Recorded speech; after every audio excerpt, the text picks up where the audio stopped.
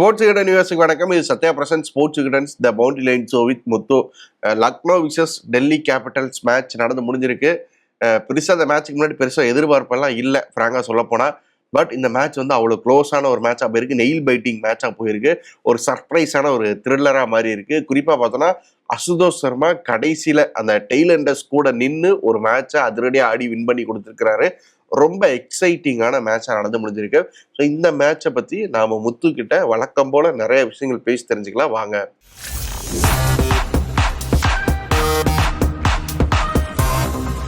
வணக்கம் முத்து ப்ரோ. ஸ்ரீராம், நான் ஃபேண்டாஸ்டிக் மேட்சா இருந்துச்சு. ஃபர்ஸ்ட் நெயில் பைட்டா. ஆமா, ரெண்டு பேருமே டெல்லி ஜெயிப்பாங்கன்னு சொல்லியிருந்தோம். டெல்லி ஜெயிச்சுட்டாங்க. ஆனா எப்படி ஜெயிச்சாங்க அப்படிங்கிறது தான் ட்விஸ்ட். நம்ம நிறைய மேட்சை வந்து பெரிய எக்ஸ்பெக்டேஷன் இருக்கிற மேட்ச்னு சொல்றோம். பட் அதெல்லாம் விட இப்படி எக்ஸ்பெக்டேஷனே இல்லாம வர மேட்ச் வந்து பயங்கரமா நெயில் பீட்டிங் மேட்சா போயிருது. சரியான என்டர்டெயின்மெண்ட் இன்னைக்கு. ஸோ ஒரு சூப்பரான மேட்ச் எக்ஸ்பெக்ட் பண்ணவே இல்லை. ரெண்டு பக்கமா கேம் மாறி மாறி போய்கிட்டு இருந்துச்சு ரெண்டு இன்னிங்ஸ்லயுமே.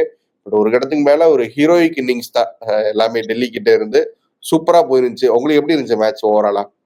செம்ம மேட்சுங்க. அதாவது எந்த டீமால 7-3 7 ரன்ல 3 விக்கெட் விட்டாங்க. பவர் பிளேல 4 விக்கெட் விட்டுட்டு 210 சேஸ் பண்ண முடியும். Very less number of teams தான் பண்ணிருக்க முடியும். இல்ல இது அப்படியும் சொல்லலாம். எந்த டீம் வந்து 7 ரன்ல 3 விக்கெட்டை எடுத்துட்டு 2 ஓவர்ல அதுக்கப்புறம் 210 கொடுக்க முடியும்? அப்படியும் பார்க்கலாம் இந்த பர்டிகுலர் மேட்ச. சூப்பர் மேட்சா இருந்துச்சு.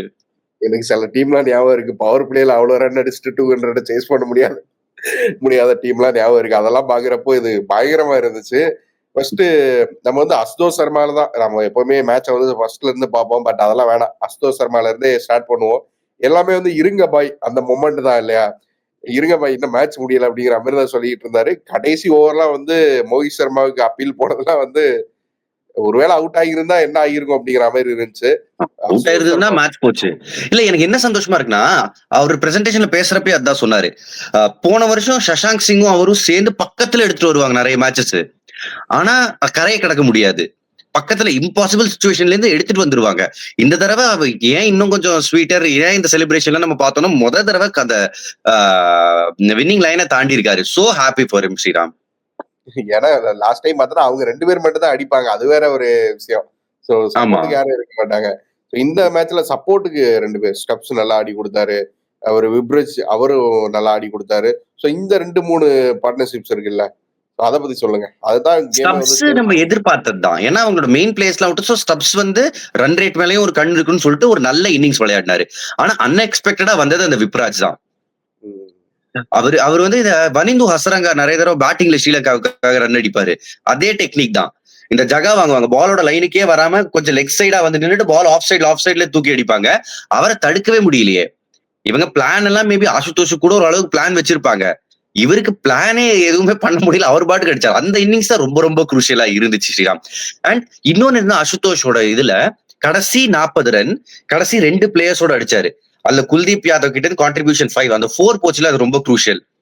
குல்தீப் யாதவ் சிங்கிளுக்காக தட்டுவாரு, அது பவுண்டரி போயிடும். அண்ட் மோஹித் சர்மா 1 ரன் அடிப்பாரு, அதுவும் ரொம்ப குரூஷியலா இருந்துச்சு. எனக்கு ஒரு கட்டத்துல என்னன்னா, இந்த முன்னாடி டெஸ்ட் மேட்ச்ல எல்லாம் விஎஸ் லக்ஷ்மன் வந்து டெய்லண்டர்ஸ் கூட நின்று பேட்டிங் ஆடி ஜெயிச்சு கொடுப்பாரு. அந்த மாதிரி வந்து கடைசி 2 விக்கெட் கடைசி 2-3 ஓவர் அந்த மாதிரி போயிருச்சு. அசுதோஷ் சர்மாவோட பின்னணி பத்தி நம்ம எல்லாருக்குமே தெரியும், ஓரளவுக்கு தெரியும். பட் இருந்தாலும் திரும்ப நம்ம பேசணும்னு நினைக்கிறேன். டொமஸ்டிக்ல இருந்து வந்த ஒரு மத்திய பிரதேசத்துக்கு ஆடி திரும்ப ரயில்வேஸ்க்கு மாறி அந்த மாதிரி எல்லாம் பின்னணி நிறைய இருக்கு. அவரை பத்தி கொஞ்சம் சொல்லுங்களேன். இல்ல ஜஸ்ட் நீங்க சொன்னதுதான் எனக்கும் தெரியும் ஸ்ரீராம். இந்த மாதிரி விளையாடி இருக்காரு. அண்ட் பஞ்சாப் கிங்ஸ் கூட அவரை ரீடைன் பண்றதா இல்ல சஷாங்க் ரீடைன் பண்றதான்னு ஒரு சின்ன கன்ஃபியூஷன் இருந்திருக்கும். இந்த டீம்ல கொடுத்தாங்க. இம்பாக்ட் பிளேயரா வந்து இன்ஸ்டன்ட் இம்பாக்ட் கொடுத்திருக்காரு Sriram. 1 to watch out for. அந்த ஸ்ட்ரெயிட் பேட்ல அடிக்கிறாரு. அவரோட கால் பக்கத்துல கீழே பால் போட்டாச்சுன்னா மறந்துட வேண்டியதான். அவ்வளவு கிளீனா அடிக்கிறாரு. செம்ம இன்னிங்ஸ் இன்னைக்கு ஆடினது. நிறைய பேசுவோம் சீசன் போக போக நினைக்கிறேன் அவரை பத்தி. அந்த இன்னொரு சர்ப்ரைஸ் விப்ரிட்ஜ், அவரை பத்தியுமே சொன்னீங்க. அவர் இங்க இருந்து வராரு. அவரை பத்தி எதுவும் எக்ஸ்க்ளூசிவான? அவர் வந்து யூபியை சேர்ந்தவர் தான். அந்த யூபி பிரீமியர் லீக்ல ரொம்ப நல்ல பெர்ஃபார்மன்ஸ் கொடுத்திருந்தாரு. ரொம்ப நல்லா போலிங்கும் போட்டாரு ஸ்ரீராம். இந்த மேட்ச் இவ்வளவு தூரம் போயிருக்காது. அவர் ஏற்கனவே ஈடன் மார்க்கரோட விக்கெட் அவர் தான் எடுத்தார் ஃபர்ஸ்ட். அவரை கூப்பிட்டு நேரா கிணத்துல தள்ளிட்டார் அக்சர் பட்டேல். பவர் பிளேல போடு அப்படின்னு. நிக்கலஸ் பூரனுக்கு இன்னொரு அவரோட second over Nicholas Pooran wicket கிடைச்சிருக்கும். சமீர் ரிஸ்வி அந்த கேட்ச புடிச்சிருந்தாருன்னா அந்த கேட்ச விட்டது பெரிய குரூஷியல் டர்னிங் பாயிண்ட் இந்த பர்டிகுலர் மேட்ச்ல. பட் அங்க அதுக்கப்புறம் ஒரு ஓவரே கொடுக்கல. நான் கொஞ்சம் சர்ப்ரைஸ் ஆனேன். அந்த பவர் பிளே ஓவர்ல யாரும் தான் அடி வாங்க மாட்டாங்க. நிக்லஸ் பூரனுக்கு கேட்ச் விட்டதுக்கு அப்புறம் அந்த ஓவர்ல 2 6 அடிச்சாரு. அதுக்கப்புறம் போலிங்கே கொடுக்கல. அண்ட் பேட்டிங்ல அவர் ஆட இம்பாக்ட் வந்து சூப்பர். இதுல என்ன இன்னைக்கு வேடிக்கைனா, லக்னோ வந்து ஒரு யூபி பேஸ்ட் டீம். அவங்களுக்கு எதிராக நல்லா பண்ண இப்ப 2 பிளேயர்ஸ் இன்னைக்கு போலிங்ல குல்தீப் யாதவ் யூபி காரரு, ஆல்ரவுண்ட் ஷோ காமிச்ச இவரு விப்ராஜ் நிகம் அவரும் யூபி காரரு. அவங்க 2 பேரும் சேர்ந்து அவங்களோட சொந்த ஊர் டீமை சாச்சு விட்டாங்க. அவன் பொருள் எடுத்து அவனே போடுறான்டா அப்படின்ற மாதிரி ஒரு பண்ணிட்டாங்க. நம்ம ஃபர்ஸ்ட் இந்த மேட்ச்ல இருந்து வருவோம். ஏன்னா ஃபர்ஸ்ட் லக்னோ பார்த்தோம் அப்படின்னா வந்து இவர் மிச்சல் மார்ஸும் நிக்கோலஸ் பூரனும் ஆடினது அப்படிங்கிறது பயங்கரமான கேம். கிட்டத்தட்ட அந்த ஒரு 250 நோக்கி கொண்டு போறாங்களோ அப்படிங்கிற மாதிரி தெரிஞ்சது. பட் திடீர்னு இவங்க 2 பேர் போனதுக்கு அப்புறம் பயங்கரமா கொலாப்ஸ் ஆனாங்க. ஸோ அந்த இடத்துல லக்னோ என்ன பண்ண தவறுனாங்க?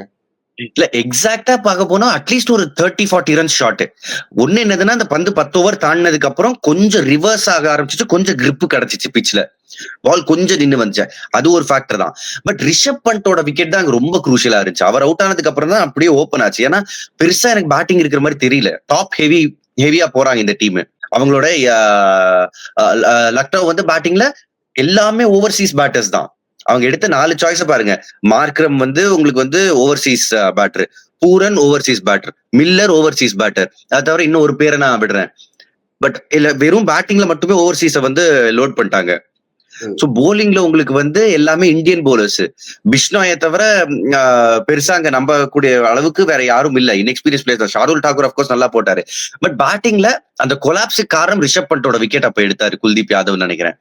அது ஒரு பெரிய டர்னிங் பாயிண்ட். அகைன் கையில இருந்த கேமை விட்டாங்க. நம்ம பேட்டிங்ல எப்படி மிச்சல் மார்ஸ் நிக்கோலஸ் பூரன் சொல்றோமோ அதே மாதிரிதான் பவுலிங்ல பார்த்தோம்னா ஏர்லியா வந்து அவ்வளவு விக்கெட்ஸ் எடுத்தாங்க. பவர் பிளேல அவ்வளவு நல்லா பண்ணியிருந்தாங்க. பட் இருந்தாலும் அதை வச்சு கேம் அவங்களால ஹோல்ட் பண்ண முடியல.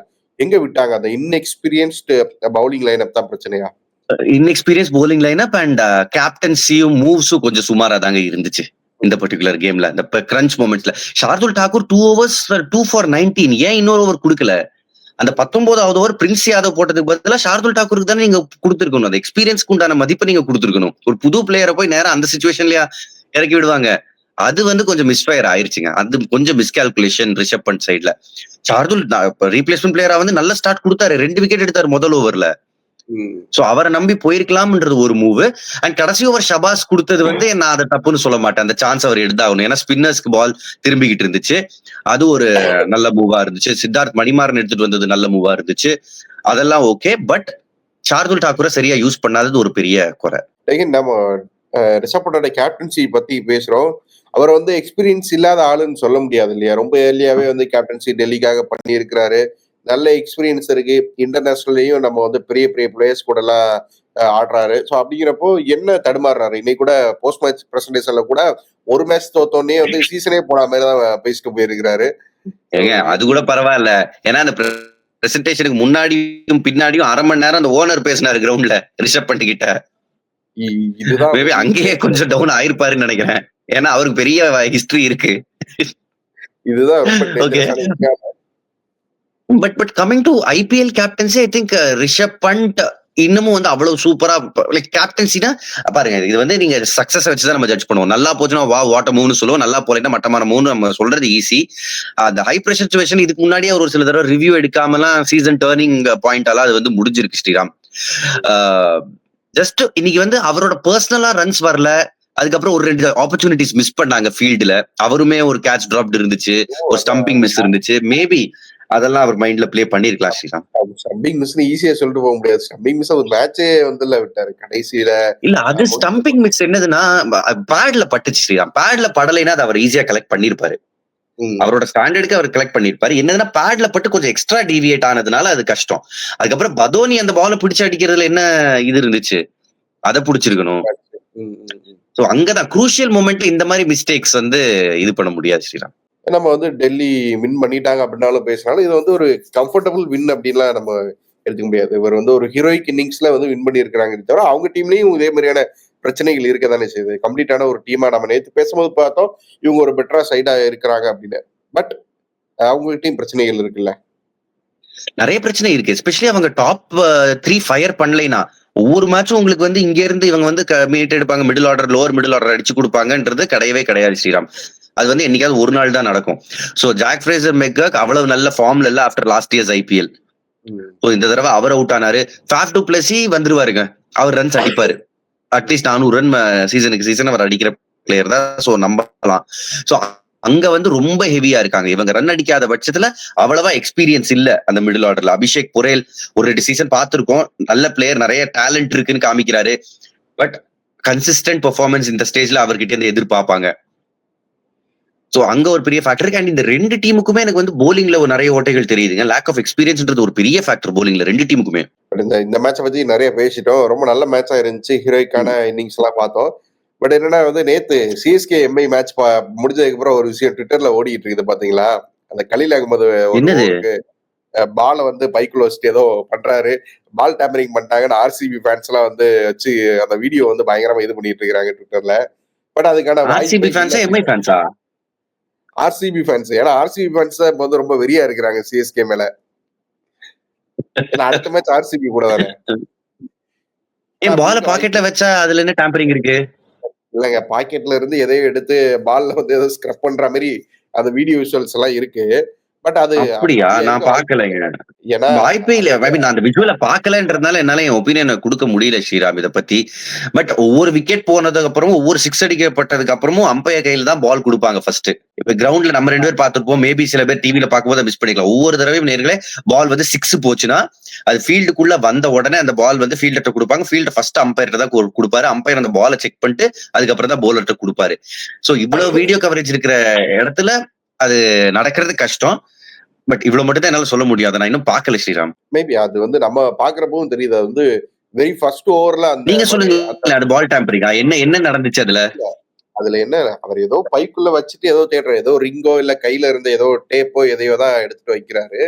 பட் என்னன்னா அது ஃபர்ஸ்ட் ஓவர்ல நடக்குது. யாருமே வந்து ஒரு பால் டேம்பரிங் பண்ணணும்னு நினைச்சாலும் ஃபர்ஸ்ட் ஓவர்லயே போய் யாராச்சும் பண்ணுவாங்களா? ஏன்னா ஏற்கனவே பாலுக்கு ஒரு மூவ் இருக்கும், பால் மூவ் ஆக போகுதுன்னு தெரியும் நியூ பால்ல. அப்போ போய் பாலை தேய்ச்சு வர்ற மூவையும் வந்து போடாம லாஜிக்கே இல்லாத ஒரு விஷயம்.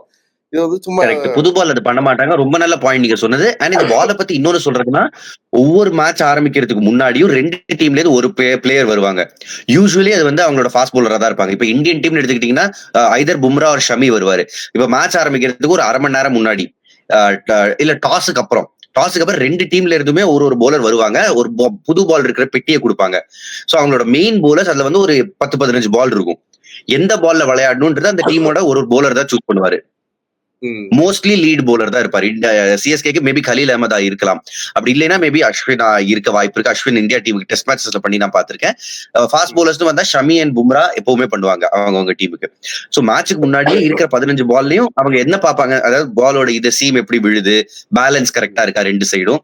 சோ அவங்க அதை சூஸ் பண்ணிட்டு அம்பையர்ஸ்ட கொடுத்துருவாங்க. 4th அம்பையர் அந்த பாலை வச்சுப்பாரு தனி டிராக்குள்ள. மேட்ச் ஆரம்பிக்கும் அந்த பாலை தான் கொடுப்பாங்க. சோ பால் சூசிங் மேபி பால் சூசிங் கலீல் அஹமத் பண்ணிருக்கலாம். சோ அதுக்கப்புறம் ஒரு டேப் எடுத்து மாட்டிருக்கலாம், சம்திங் லைக் தட். அதான் அந்த மாதிரியான விஷயங்களுக்கு சோசியல் மீடியால வர விஷயங்களுக்கு லாஜிக்கே இல்லாத விஷயங்களா தான் வந்துட்டு இருக்குது.